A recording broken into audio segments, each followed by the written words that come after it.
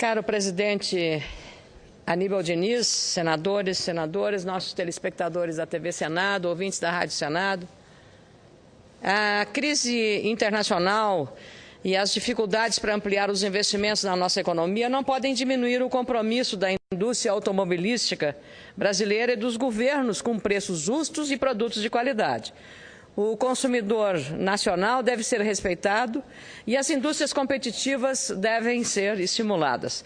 Eu estou falando isso, senhoras e senhores senadores, porque a Comissão de Assuntos Econômicos desta Casa, a CAI, aprovou o requerimento nesta semana, de minha autoria, para realizarmos uma audiência pública, com data a ser definida ainda pelo nosso presidente Delcídio Amaral, com o objetivo de explicar, se é que seja possível, por que no Brasil o preço do automóvel é o mais caro em toda a América Latina e, claro, comparativamente a outros países de custos de produção maiores, como é o caso mesmo dos Estados Unidos, que é um dos grandes mercados da indústria automobilística mundial. Isso também considerando que houve redução do IPI sobre carros populares e os carros continuam com preços elevadíssimos. Nós vamos convidar representantes dos Ministérios da Fazenda, do Desenvolvimento, Indústria e Comércio Exterior, o MIDIC, do Ministério Público Federal, Associação Nacional dos Fabricantes de Veículos Automotores, Sindicato Nacional dos Fabricantes de Veículos e especialistas do setor para aprofundar o entendimento sobre a composição dos preços dos automóveis no Brasil, muito elevados e mais elevados ainda, como eu disse, do que nos Estados Unidos, na Europa e mesmo nos países da América Latina, como é o caso da nossa vizinha Argentina e também do Chile. O senador Eduardo Braga, líder do governo nesta casa, aliás, para minha alegria, apoiou o meu requerimento, sugerindo, inclusive, que aproveitemos esta audiência pública para debater a ausência de incentivos fiscais para os chamados carros híbridos, como os de motores flex, que usam etanol como combustível, e para os automóveis movidos a energia elétrica ou qualquer outro combustível não fóssil ou não mineral, como é o petróleo, por exemplo. Investir em tecnologias mais sustentáveis é um caminho necessário, dentro do ponto de vista ambiental e, claro, do ponto de vista até tecnológico. O senador Eduardo Braga, do PMDB do Amazonas, deve apresentar um projeto sobre essa questão e concordo que é preciso, portanto, atenção sobre tributos no setor estratégico da indústria nacional, que é a indústria automotiva. O momento é oportuno para debatermos essas questões, porque está aquecido o mercado de automóveis do Brasil, mesmo com as dificuldades no trânsito e uma infraestrutura defasada nos grandes centros urbanos. É incrível, mas apesar de ser o Brasil hoje o sétimo maior produtor de veículos automotores, carros, automóveis do mundo, sétimo maior produtor, o Brasil hoje importa veículos do México, de vários modelos e que há uma lista de espera. E o consumidor, se quiser ter o carro, antes vai ter que pagar um ágio. Isso como nos velhos e antigos tempos de que a indústria não era capaz de estar produzindo para atender a demanda do mercado interno. Então, até para o carro de maior preço, há já uma demanda e a espera por conta das questões de alfândega, das questões relacionadas a porto e as licenças também. A demora tem sido de, no mínimo, 6 meses até 1 ano para a chegada desses veículos no Brasil. Todos já estão, de alguns modelos esgotados, de várias montadoras que também operam no Brasil. O momento é oportuno para debatermos essas questões, como eu disse, por conta dessa situação do mercado brasileiro e extremamente aquecido.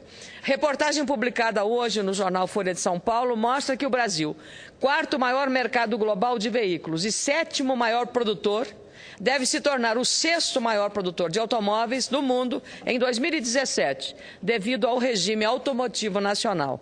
A consultoria citada na reportagem do Jornal Paulista afirma que nos próximos 4 anos, a produção de carros do Brasil poderá alcançar 4 milhões e 450 mil veículos, 1 milhão a mais do que deve ser produzido ao final deste ano. Essa quantia de automóveis é superior ao estimado para a Coreia do Sul em 2017, atualmente ocupando a 6ª maior posição de produtora de automóveis do mundo. O cenário para o Brasil, no setor automotivo, é de ter uma produção menor apenas que Índia, Alemanha, Estados Unidos, China e Japão. É necessário discutir amplamente esse tema porque os consumidores brasileiros pagam mais caro pelos automóveis vendidos aqui. Mesmo no caso dos importados, o problema é recorrente. Em alguns casos, os importados vendidos no Brasil custam o dobro dos similares vendidos em outros países. Apresentei no início deste mês um projeto de lei, o PLS, que altera a Lei 6.729, mais conhecida como Lei Ferrari, para tornar mais flexível o sistema de distribuição de veículos automotores em nosso país. Isso promoveria a ampliação da concorrência no comércio de veículos de 4 rodas, reduzindo os preços dos automóveis no mercado nacional. Há, portanto, uma incongruência de mercado que prejudica os consumidores e impacta negativamente no comércio e no bolso do consumidor.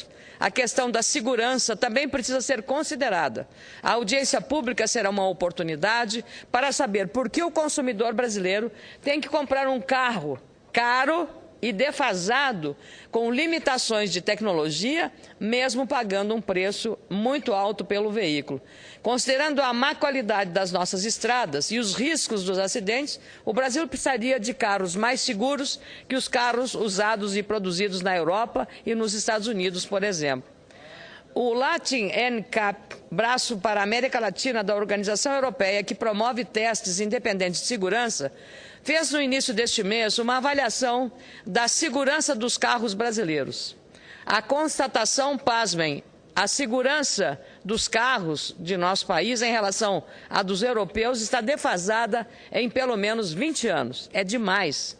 Mesmo assim, esses carros são mais caros quando comercializados no mercado brasileiro.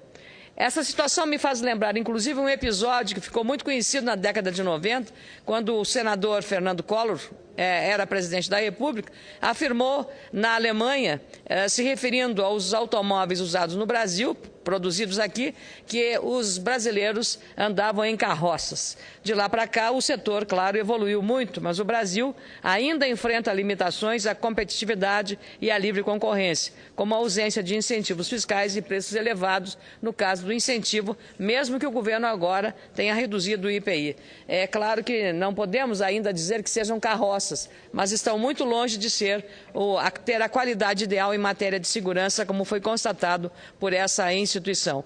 O coordenador do Centro de Engenharia Automotiva da Escola Politécnica da Universidade de São Paulo, Ronaldo de Braine Salvani, fala num artigo publicado na Folha de São Paulo de hoje que a inexistência de uma montadora brasileira faz muita falta.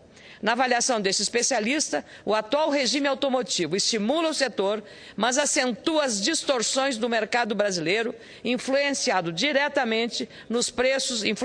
melhor dizendo, diretamente nos preços dos veículos vendidos e produzidos aqui. O diretor executivo do jornal Brasil Econômico, Ricardo Galupo, publicou um artigo questionando por que as grandes montadoras com ligações históricas com o Brasil estão preferindo instalar fábricas em outros países como o México.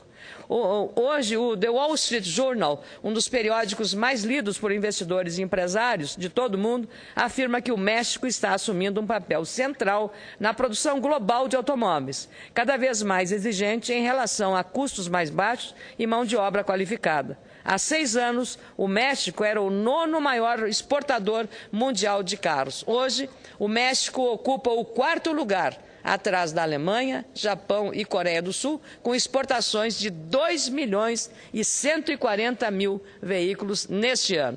Posição que o Brasil poderia estar aspirando ou, pelo menos, fazendo um esforço para continuar obtendo. Na reportagem, um dos maiores executivos do mundo, Carlos Ghosn, explica que as vantagens no câmbio e a alta produtividade dos empresários mexicanos têm tornado o país, o México, altamente competitivo e atraente no setor automotivo. Portanto, precisamos debater essas questões e sugerir ações que realmente desenvolvam a indústria nacional nacional e beneficiam o consumidor brasileiro, essencial em qualquer operação comercial, seja ela qual for. É por isso que nós queremos discutir essa questão, porque não é admissível que o Brasil, com esta posição de protagonismo nessa indústria que tem recebido do governo brasileiro um tratamento diferenciado, tem um alto poder político também, ela tenha praticado números em relação a custo excessivamente elevados comparativamente ao Chile e à Argentina, apenas para citar um país muito próximo de nós em relação ao preço dos automóveis. Então, eu penso que a utilidade dessa audiência pública, que recebeu o apoio do senador Eduardo Braga, será exatamente para que a própria indústria venha explicar. Talvez ela tenha razões que a nossa razão desconhece. Por isso, a relevância e a oportunidade da audiência pública na Comissão de Assuntos Econômicos para debater, a meu pedido e do senador Eduardo Braga, o alto custo e o alto preço dos automóveis em nosso país. Muito obrigada, senhor presidente.